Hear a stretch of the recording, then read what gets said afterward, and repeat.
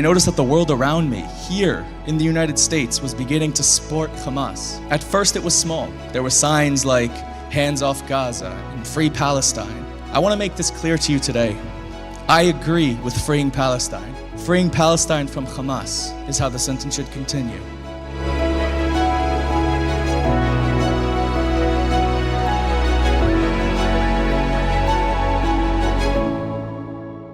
This is Bishop Robert Stearns. I'm here on Mount Zion in Jerusalem. The Mount of Olives is just behind me. And Solidarity Sunday 2025 was an incredible coming together of Jews and Christians standing in solidarity together, declaring never again.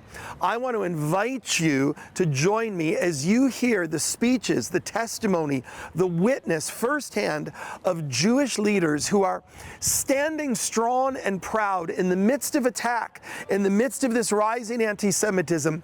They are raising their voices, and we are forming a wall of protection around them. Join me as you hear their amazing stories.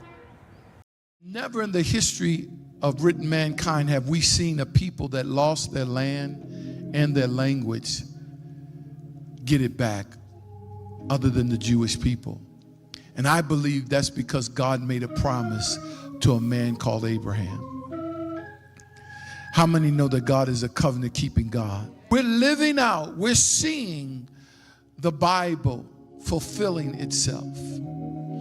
And so this morning we have a special guest that's just going to share with us, because I'm concerned, especially within the church realm, and I think we need to understand the heart of God and the heart for God's people.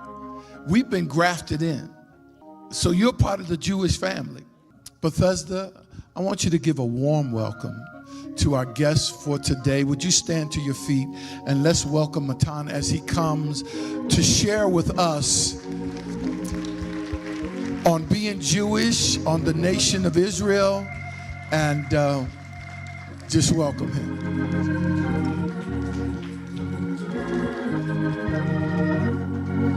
Well, good morning, everyone. Thank you first and foremost for having me here. This is my first time in my life that I'm witnessing a Sunday service, and I actually get to walk into a church, and I really appreciate you hosting me. Buffalo has been amazing. I also want to thank the Moral Hearts Alliance and Eagle's Wings for coordinating and sponsoring this event, and a special thank you once again to you and to the pastor for having me. My name is Matan Rozanovsky. I'm 27 years old, and I'm a proud American, Israeli, and a Jew.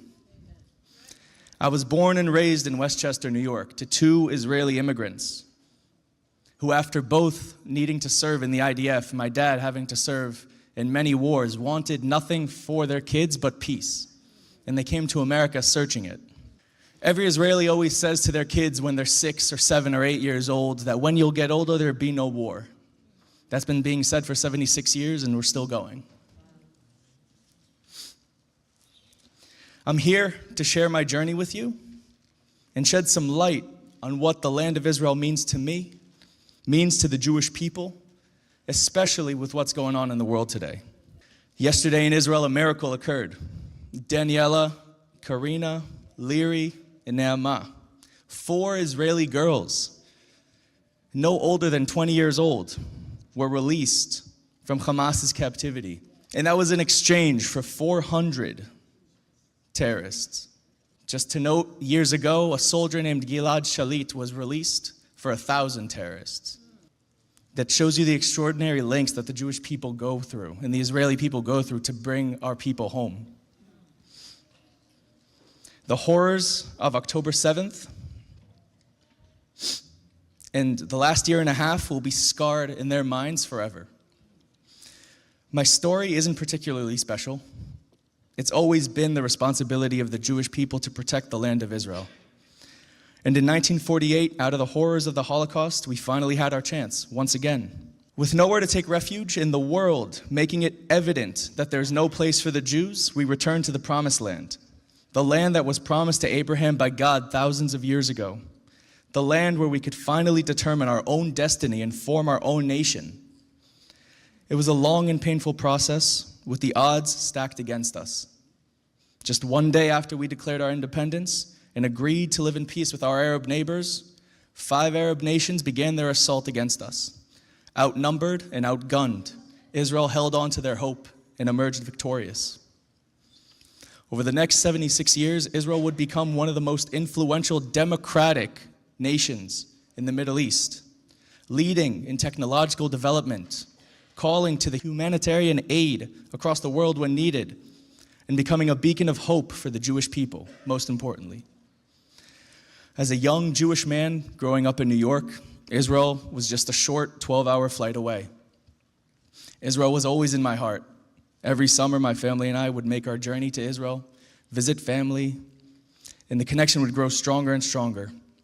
Attending a Jewish school during my upbringing, the importance of the Jewish people in Zionism began to be embedded in my identity.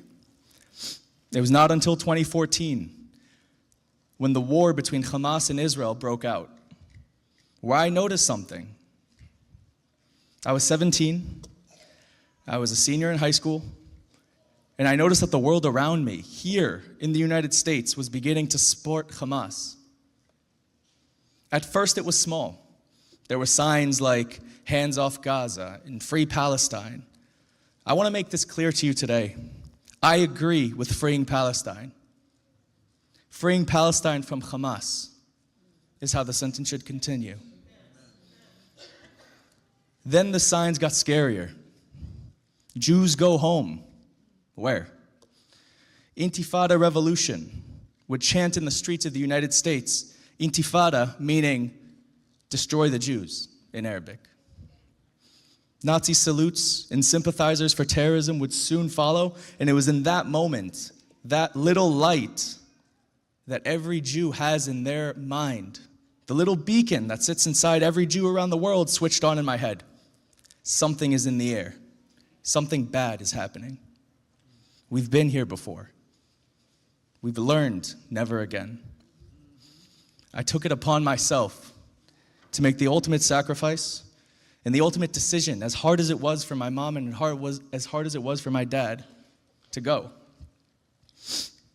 To make my way to the land of Israel, to do my part as the protector of its walls. Now, Israel has always been threatened. This is something that we've constantly had to live with. There's rocket fire above our heads, terrorist attacks, bus bombings, whatever you'd like. These were everyday things for us. It did not change the fact that I was ready to leave my family, my comfortable life, and to join the IDF. It was my honor, after thousands of years of not having a homeland, to have my name written down in history, that I defended my brothers and my sisters. What really pushed me to make this move was my trip to Poland. In 2015, I witnessed with my own eyes, after hearing countless testimonies growing up, the atrocities committed against the 6 million Jews around Europe. Their only crime was just being Jewish.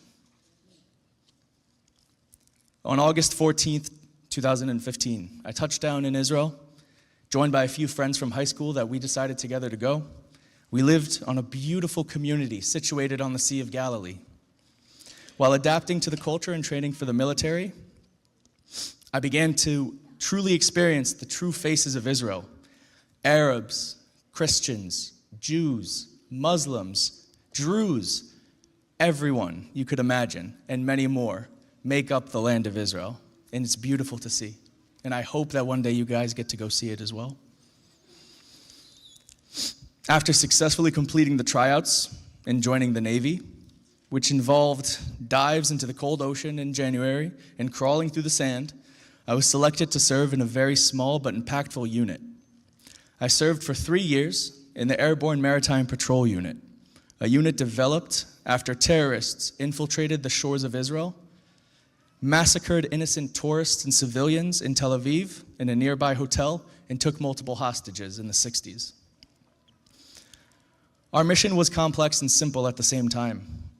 Extend Israel's security up to 200 miles off of its shores while gathering intelligence on continuous arms smugglings, terrorist plots, and possible infiltrations.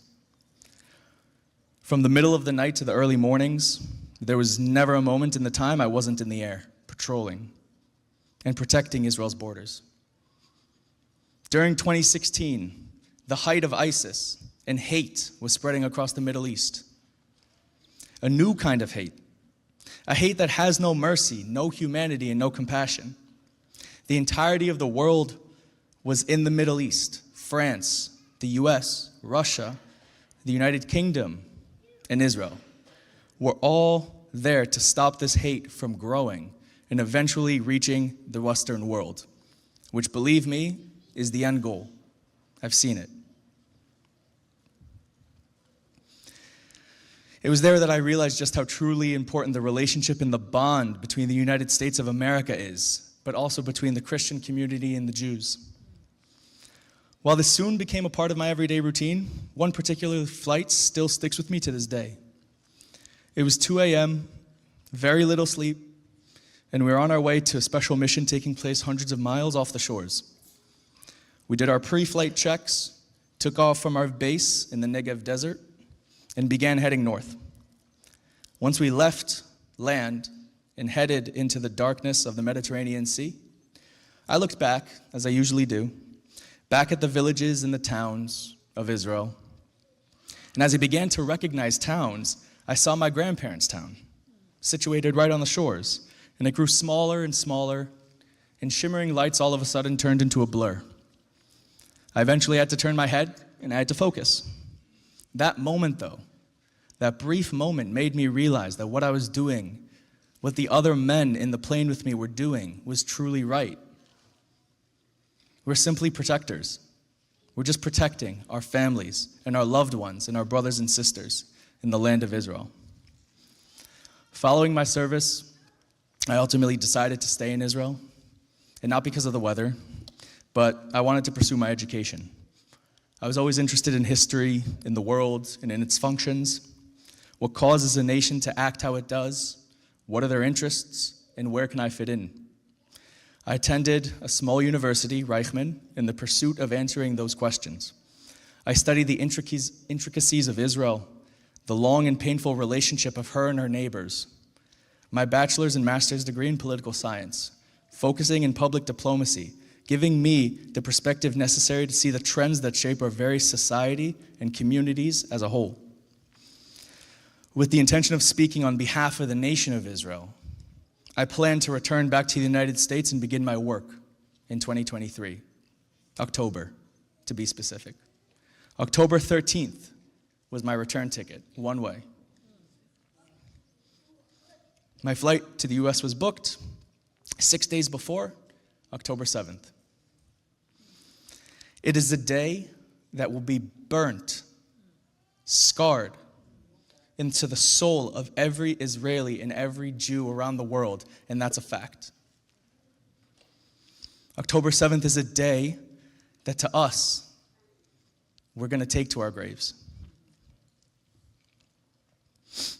6:02, Saturday morning, Shabbat, while we were celebrating the holiday commemorating the completion of reading the Torah, an assault broke out.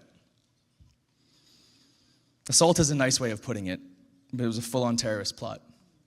2,500 terrorists strong, trained in tasks with one mission: kill the Yehud, kill the Jew. It first began with rocket fire, thousands of rockets, nonstop, whizzed through the skies of southern Israel, followed by a full-on infiltration of jeeps, grenade launchers, and motorcycles, burning down settlements with loved ones inside, torturing fathers in front of their children's eyes, and looting their properties. Once they finished, they moved on to the next. 30 kilometers away, an unfortunate coincidence, a music festival which advocated for peace and love was taking place. Once Hamas got wind that there was thousands of people, not just Israelis, Americans, Ethiopians, Arabs, Europeans, they moved their assault to the venue. Hundreds were kidnapped, and thousands were killed on that day. I was in Berlin, Germany, during that morning. I woke up to the Red Alert app, which is an app that every Israeli civilian has and notifies you whenever there's rocket fire anywhere in the country. You have 15, 30 seconds to get to shelter. it kept going off and off and off. Usually there's some rockets, but this was 30 minutes. This was an hour. It kept going, and it woke me up like an alarm clock at 5:02 a.m. I turned on the news, and I fell to the floor. Literally fell to the floor. I sat down in tears for the next 10 hours. My girlfriend tried to get me up, tried to go for a walk, couldn't do it. I was glued. Never experienced anything like that. I couldn't look away from the images that were being displayed. Couldn't believe it. How could we let this happen? I called a good friend of mine, a man by the name of Colonel Richard Kemp, a devout Christian who's dedicated his retirement after his military service in leading the campaign in Afghanistan for the United Kingdom.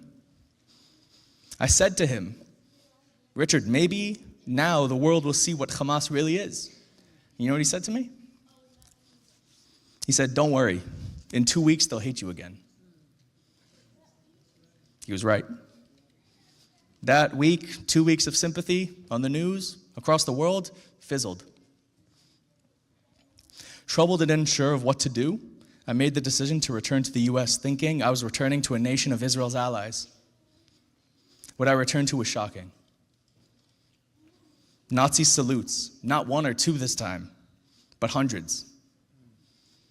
Active violence against Jews. Screams and chants for the destruction of Israel all around the country, not just in New York, everywhere. Living in New York City, I witnessed with my own eyes just what hate truly means and how easily people can be swayed down the wrong path. Hamas knew that they would never win in a war against Israel. That wasn't the intention. Hamas knew that they could never get far after their assault began. What they knew is what Israel would do to rescue our hostages. I don't know how much of you know about Hamas, but calling them animals is an insult to animals, okay? They put their families on the roofs of houses. And the IDF goes before their strategic attack, and they let all the people know, get out of this neighborhood. This is a Hamas base, and we have to get it. We have to get it. Because our hostages are buried deep underground, and we have to get them out. And that's just the tip of the iceberg.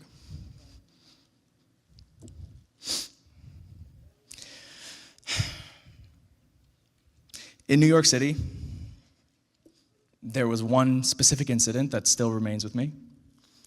A man, an angry mob, led by one man, hopped on the New York City subway, and he screamed and chanted repeatedly, "If you are a Zionist, now is your chance to get off." And people applauded. People joined. What is a Zionist? They don't know. I speak in front of you today, Jewish, yes, but a human still, asking you to have Israel in your hearts. The Jewish nation is just 0.2% of the world's population. 16 million, that's all we have. A little bit more than New York City.